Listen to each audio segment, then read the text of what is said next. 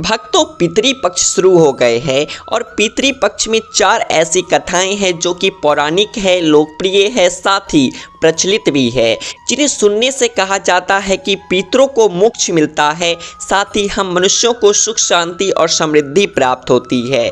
भक्तों, इस वीडियो में हम वही 4 कथाएं लेकर आए हैं। पहली है दानवीर कर्ण की पौराणिक कथा, दूसरी है जोगी भोगे की लोकप्रिय कथा, तीसरी है गयासुर की लोकप्रिय कथा और चौथी है आत्मदेव की भगवत पुराण की कथा। भक्तों, पितृपक्ष की जो पहली कथा हम सुनेंगे वो है महाभारत के महादानवीर कर्ण की। भक्तों, कहा जाता है कि सर्वप्रथम श्राद्ध करने की शुरुआत दानवीर कर्ण ने ही की थी। कथा इस प्रकार है। महाभारत काल के सबसे बड़े दान विरोध में कर्ण का नाम सर्वोपरि था। हिंदुओं के धार्मिक ग्रंथ महाभारत के अनुसार दानवीर कर्ण हर रोज गरीबों और जरूरतमंदों को स्वर्ण और कीमती चीज़ों का दान दिया करते थे, लेकिन महाभारत के युद्ध के दौरान जब उनकी मृत्यु हुई तो वे स्वर्ग पहुंचे। वहां जब भोजन का समय हुआ तो भोजन के रूप में उन्हें हीरे मोती स्वर्ण मुद्राएं और रत्न आदि खाने के लिए परोसे गए। इस प्रकार का भोजन मिलने की उन्हें बिल्कुल उम्मीद नहीं थी, इसीलिए इस तरह का भोजन देख उन्हें बहुत बड़ा झटका लगा और उन्होंने स्वर्ग के अधिपति इंद्रदेव से पूछा, सभी अन्य लोगों को तो सामान्य भोजन दिया जा रहा है, तो फिर मुझे भोजन के रूप में स्वर्ण आभूषण रत्न आदि क्यों परोसे गए हैं। दानवीर कर्ण का यह सवाल सुनकर इंद्रदेव ने दानवीर कर्ण से कहा, इस बात पर कोई संदेह नहीं कि आप धरती के सबसे बड़े दानवीरों में भी सर्वोपरि थे और आपके दरवाजे से कभी कोई भी खाली हाथ नहीं गया, लेकिन आपने कभी भी अपने पूर्वजों के नाम पर खाने का एक दाना नहीं दिया, या इसलिए यद्यपि आपके दरबार में आया हुआ हर जरूरतमंद आपसे संतुष्ट था, लेकिन आपके पूर्वज अभी भी आपसे संतुष्ट नहीं है, इसीलिए आपने धरती पर जिन चीज़ों का दान किया आपको भोजन के रूप में स्वर्ग में ही वही चीज़ें परोसी गई है। तब भक्तों, महावीर ने इंद्रदेव से इस समस्या का समाधान जानना चाहा, जिसके प्रत्युत्तर में इंद्रदेव ने कहा, कल आप वापस पृथ्वी पर जाइए और अपने पूर्वजों को श्रद्धांजलि देने के लिए उनका श्राद्ध करिए और अपने पूर्वजों को खुश रखने के लिए तर्पण और पिंड दान करिए। भक्तों, भगवान इंद्र की आज्ञा अनुसार दानवीर कर्ण फिर से धरती पर आए और अपने पितरों का आवाहन करके उनका तर्पण, पिंडदान और श्राद्ध किया।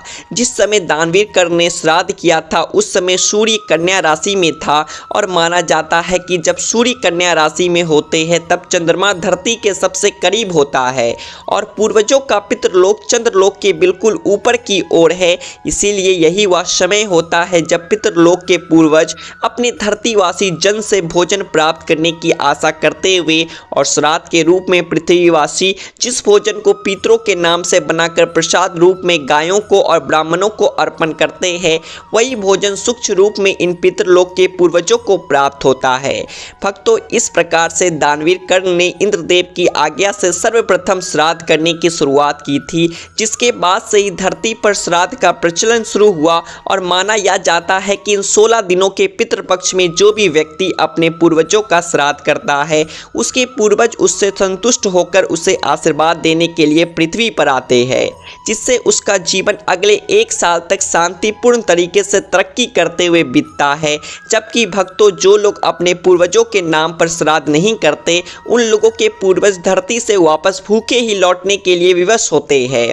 मित्रों, परिणाम स्वरूप वे असंतुष्ट होकर अपनी संतान के लोगों को श्राप देते हुए पितृलोक लौटते हैं और उनके श्राप की वजह से इस प्रकार के घरों के लोग अकाल मृत्यु, अशांति और विभिन्न प्रकार की मनोविकृति के कारण साल भर परेशान रहते हैं। इसीलिए भक्तों, हिंदू धर्म की ये मान्यता है कि यथाशक्ति, यथासंभव और यथोचित प्रत्येक व्यक्ति को इसी श्राद्ध पक्ष में अपने पूर्वजों के नाम पर उनका श्राद्ध, दान, तर्पण, पिंडदान आदि जरूर करना चाहिए, ताकि उन्हें अपने पूर्वजों का आशीर्वाद प्राप्त हो, न कि पितृदोष के रूप में श्राप। मित्रों, दूसरी कथा जो हम सुनेंगे वह जोगी भोगे की लोकप्रिय तथा पौराणिक कथा है। इस कथा में बताया जाता है कि पितरों का श्राद्ध देने से वे किस तरह तृप्त होकर धन दौलत का आशीर्वाद देते हैं। भक्तों, कथा इस प्रकार है, आप कथा को ध्यानपूर्वक सुनिए। पितृपक्ष की लोक कथा के अनुसार जोगे तथा भोगे 2 भाई थे। दोनों अलग अलग रहते थे। जोगे धनी था और भोगे निर्धन। दोनों में परस्पर बड़ा प्रेम था। जोगे की पत्नी को धन का अभिमान था, किंतु भोगे की पत्नी बड़ी सरल हृदय थी। पितृपक्ष आने पर जोगे की पत्नी ने उससे पितरों का श्राद्ध करने के लिए कहा, तो जोगे इसे व्यर्थ का कार्य समझकर टालने की चेष्टा करने लगा। किंतु उसकी पत्नी समझती थी कि यदि ऐसा नहीं करेंगे तो लोग बातें बनाएंगे। फिर उसे अपने मायके वालों को दावत पर बुलाने और अपनी शान दिखाने का यह उचित अवसर लगा। अतः वह बोली, आप शायद मेरी परेशानी की वजह से ऐसा कह रहे हैं, किंतु इसमें मुझे कोई परेशानी नहीं होगी। मैं भोगे की पत्नी को बुला लूंगी, दोनों मिलकर सारा काम कर लेंगे। फिर उसने जोगे को अपने पीहर न्योता देने के लिए भेज दिया। दूसरे दिन उसके बुलाने पर भोगे की पत्नी सुबह सवेरे आकर काम में जुट गई। उसने रसोई तैयार की, अनेक पकवान बनाए, फिर सभी काम निपटा कर अपने घर आ गई। आखिर उसे भी तो पितरों का श्राद्ध तर्पण करना था। इस अवसर पर ना जोगे की पत्नी ने उसे रोका, ना वह रुकी। शीघ्र ही दोपहर हो गई। पितर भूमि पर उतरे। जोगे भोगे के पितर पहले जोगे के यहाँ गए तो क्या देखते हैं कि उसके ससुराल वाले वहाँ भोजन पर जुटे हुए हैं। निराश होकर वे भोगे के यहाँ पर गए। वहाँ क्या था, मात्र पितरों के नाम पर अगियारी दे दी गई थी। पितरों ने उसकी राख चाटी और भूखे ही नदी के तट पर जा पहुँचे। थोड़ी देर में सारे पितर इकट्ठे हुए और अपने अपने यहाँ के श्राद्धों की बड़ाई करने लगे। जोगे भोगे के पितरों ने भी अपनी आप बीती सुनाई। फिर वे सोचने लगे, अगर भोगे समर्थ होता तो शायद उन्हें भूखा ना रहना पड़ता, मगर भोगे के घर में तो 2 जून की रोटी भी खाने को नहीं थी। यही सब सोचकर उसने भोगे पर दया आ गई। अचानक वे नाच नाच कर गाने लगे, भोगे के घर धन हो जाए, भोगे के घर धन हो जाए। सांझ होने को हुई। भोगे के बच्चे को कुछ भी खाने को नहीं मिला था। उन्होंने माँ से कहा, भूख लगी है। तब उन्हें टालने की गरज से भोगे की पत्नी ने कहा, जाओ आंगन में औंधी औंधी रखी है, उसे जाकर खोल लो और जो कुछ मिले बांट कर खा लेना। बच्चे वहाँ पहुँचे तो क्या देखते हैं कि औंधी मोहरे से भरी पड़ी है। वे दौड़े दौड़े माँ के पास पहुँचे और उसे सारी बातें बताई। आंगन में आकर भोगे की पत्नी ने यह सब कुछ देखा तो वह भी हैरान रह गई। इस प्रकार भोगे भी धनी हो गया, मगर धन पाकर वह घमंडी नहीं हुआ। दूसरे साल का पितृपक्ष आया। श्राद्ध के दिन भोगे की स्त्री ने 56 प्रकार के व्यंजन बनाए। ब्राह्मणों को बुलाकर श्राद्ध किया, भोजन कराया, दक्षिणा दी। जेठ जिठानी को सोने चांदी के बर्तनों में भोजन कराया। इससे पितर बड़े प्रसन्न तथा तृप्त हुए। भक्तों, तीसरी कथा गयासुर की है। पिंडदान व श्राद्ध के लिए बिहार में स्थित गया तीर्थ को सबश्रेष्ठ माना जाता है। जिस गया तीर्थ पर लोग मोक्ष की कामना के साथ जाते हैं, असल में इसे राक्षस गयासुर का शरीर माना जाता है। मान्यता है इस राक्षस का शरीर 5 कोष में फैला हुआ है। पितृपक्ष में यहाँ पिंडदान व श्राद्ध के लिए लोगों की भीड़ उमड़ती है। ऐसी मान्यता है कि जिसका भी पिंडदान व श्राद्ध यहाँ किया जाता है, उसे मोक्ष की प्राप्ति हो जाती है। गया तीर्थ को तर्पण, श्राद्ध व पिंडदान के लिए इतना महत्वपूर्ण क्यों माना जाता है, इसके पीछे एक धार्मिक कथा है। प्राचीन काल में गयासुर नामक एक शक्तिशाली असुर भगवान विष्णु का बहुत बड़ा भक्त था। उसने अपनी तपस्या से देवताओं को चिंतित कर रखा था। उनकी प्रार्थना पर विष्णु व अन्य समस्त देवता गयासुर की तपस्या भंग करने उसके पास पहुंचे और वरदान मांगने के लिए कहा। गयासुर ने स्वयं को देवी देवताओं से भी अधिक पवित्र होने का वरदान मांगा। वरदान मिलते ही स्थिति यह हो गई कि उसे देख या छू लेने मात्र से ही घोर पापी भी स्वर्ग में जाने लगे। यह देखकर धर्मराज भी चिंतित हो गए। इस समस्या से निपटने के लिए देवताओं ने छल पूर्वक एक यज्ञ के नाम पर गयासुर का संपूर्ण शरीर मांग लिया। गयासुर अपना शरीर देने के लिए उत्तर की तरफ पांव और दक्षिण की ओर मुख करके लेट गया। मान्यता है कि उसका शरीर 5 कोष में फैला हुआ था, इसीलिए उस 5 कोष के भूखंड का नाम गया पड़ गया। गयासुर के पुण्य प्रभाव से ही वह स्थान तीर्थ के रूप में स्थापित हो गया। गया में पहले विविधि नाम से 360 वेदियाँ थी, लेकिन उनमें से अब केवल 48 ही शेष बची है। आमतौर पर इन्हीं वेदियों पर विष्णुपद मंदिर, फल्गु नदी के मंदिर, अक्षय वट पर और पिंडदान करना जरूरी समझा जाता है। इसके अतिरिक्त नौकुट, ब्रह्मयोनि, वैतरणी, मंगला गौरी, सीता कुंड, राम कुंड, नाग कुंड, पांडुशिला, रामशिला, प्रेतशिला व काकबली आदि भी पिंडदान के प्रमुख स्थल है। भक्तों, जो अब आप सुनेंगे वो है आत्मदेव की कथा।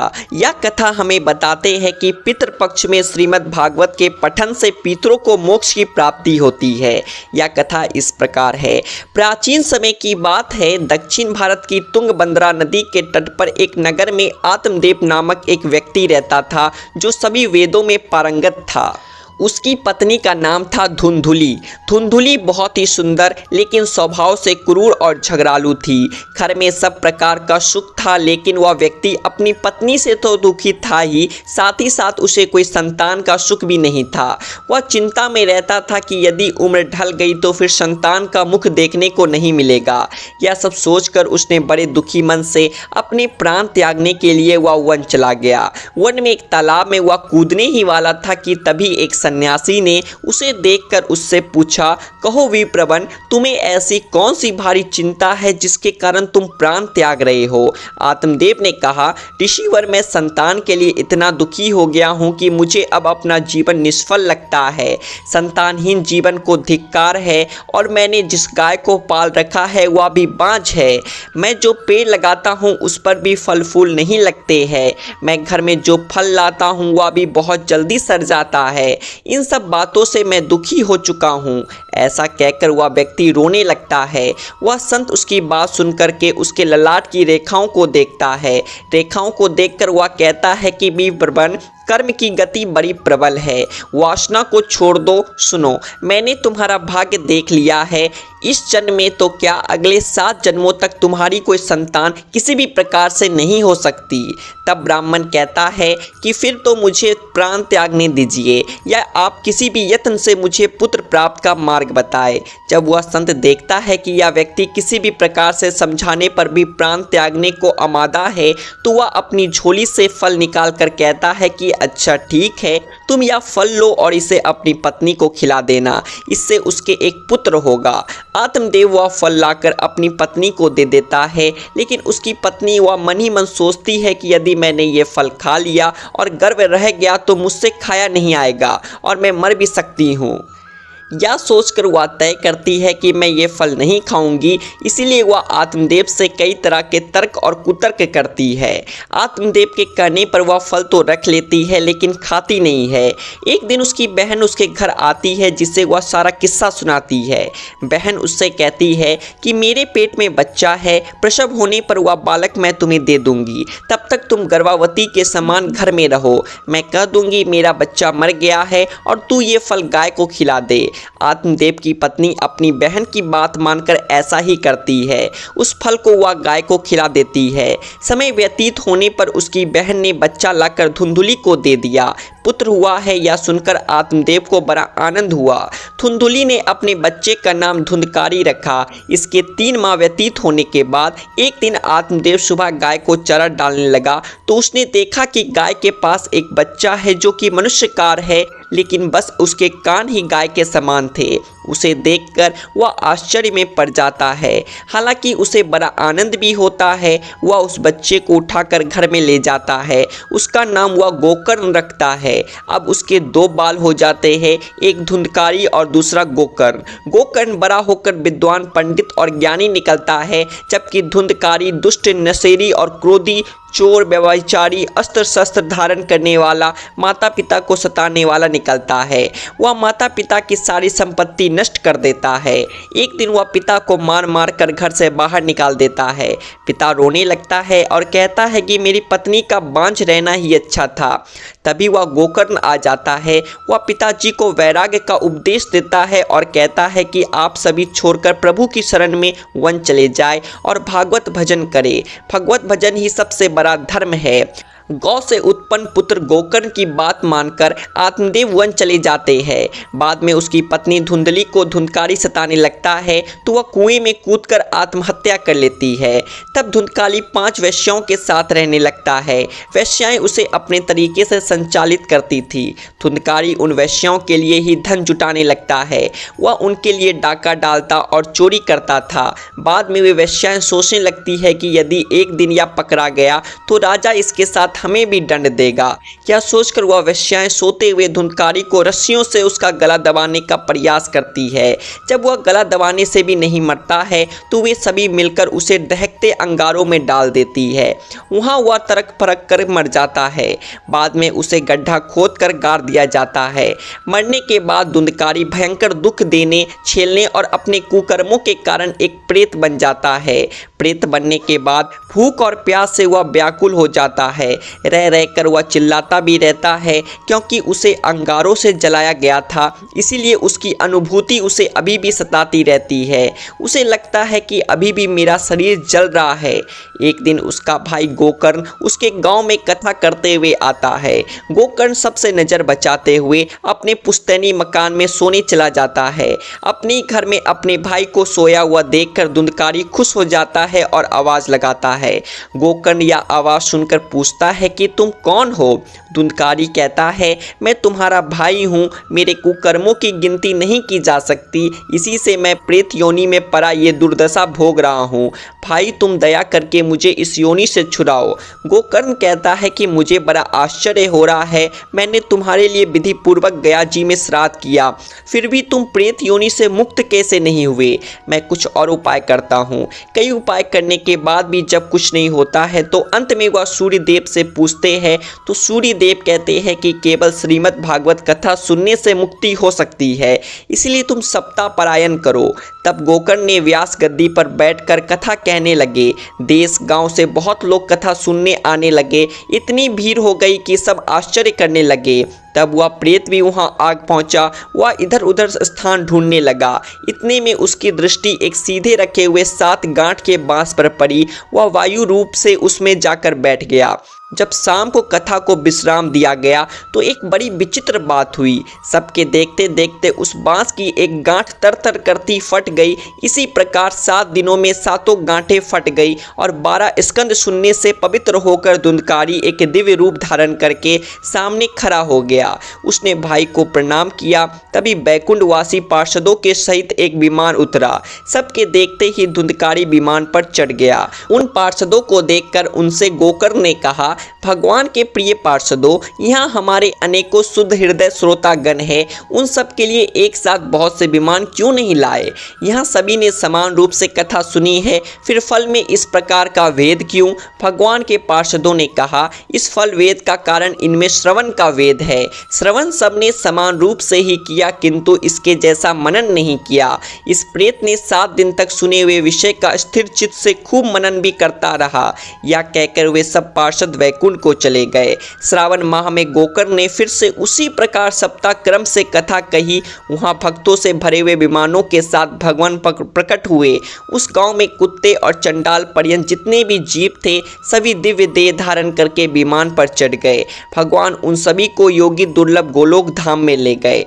भक्तों, आज के लिए बस इतना ही। अगर आपको यह कथा पसंद आई है तो वीडियो को लाइक करिएगा, दोस्तों के शेयर जरूर करिएगा और चैनल को सब्सक्राइब भी कर लीजिए। बोलिए भगवान श्री हरि नारायण की जय।